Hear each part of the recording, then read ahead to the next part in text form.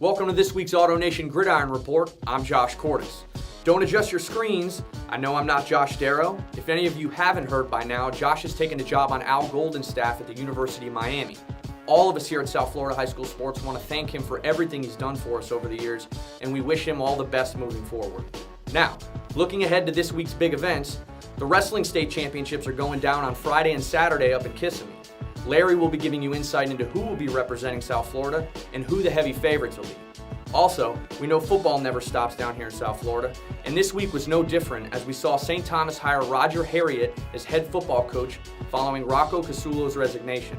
For more on that and a review of Sam Madison's 7-on-7 tournament that took place this past weekend, here's JT Wilcox. Thanks, Josh.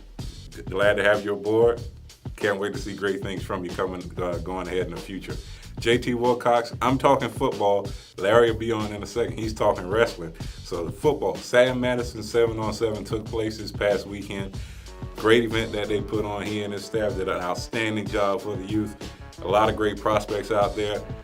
And just like every weekend from here on out, it's going to be a 7-on-7. It's going to be a camp. It's going to be a combine. And you definitely know that we'll definitely be there.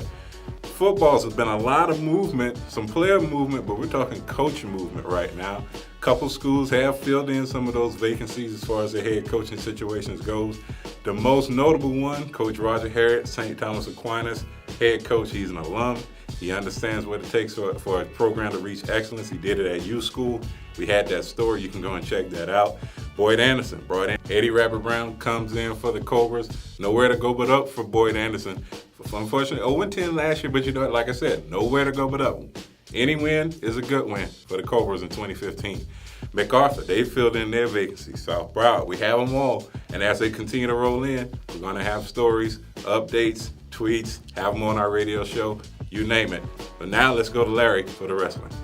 We have so many sports that are going on this time of year. You know, you have the spring sports, but we still have a winter sport to kind of wrap up. You know, I mean, this is a winter sport by now that they've put wrestling to bed, but because of the change, they moved it back a month, so they didn't get started almost until the middle of December, end of December, and then by January, they started getting more in the flow. They did that to get more football players, and that's the honest. I could tell you other reasons, but that's what they did, because football players sometimes with all-star games or whatever type of games that they wouldn't be free until early January. This way, wrestlers get a chance all January and February, and then they get a chance right here at the beginning of March to kind of peak out, and that's what we have. 130 wrestlers are heading to Kissimmee, the Silver Spurs Arena. First year it's been out of Lakeland, I'd say 19 years.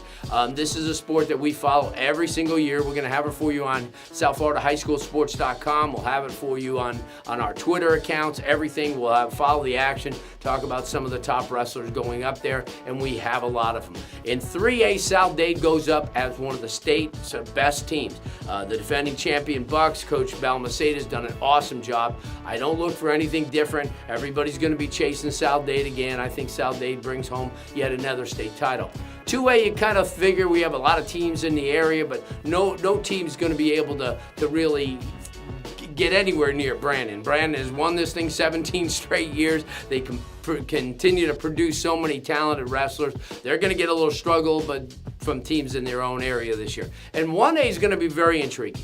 You have three teams, really two teams that are going to contend for it. The third team, Green Coast Springs Clay, if they wrestle very well, they can be in contention. But the two teams everybody is looking at, Orlando Lake Highland Prep, who has 5 kids that they can score with, and Cardinal Gibbons right here, going for 6. Coach Patino, Frank Patino, has the recipe. I'm telling you, it's going to be a great time. Wrestling this week, state championship style. We're going to hopefully some of our 130 kids from South Florida, and we'll have them all for you right there. All right, JT and Larry, thanks very much. Well, that's going to do it for this week's AutoNation Gridiron Report. Make sure you keep up with the latest content on the website, and you can always follow us on social media at SFHS Sports on Instagram, Twitter, and Facebook. Thanks for watching. I'm Josh Cordes. We'll see you next time right here on SouthFloridaHighSchoolSports.com.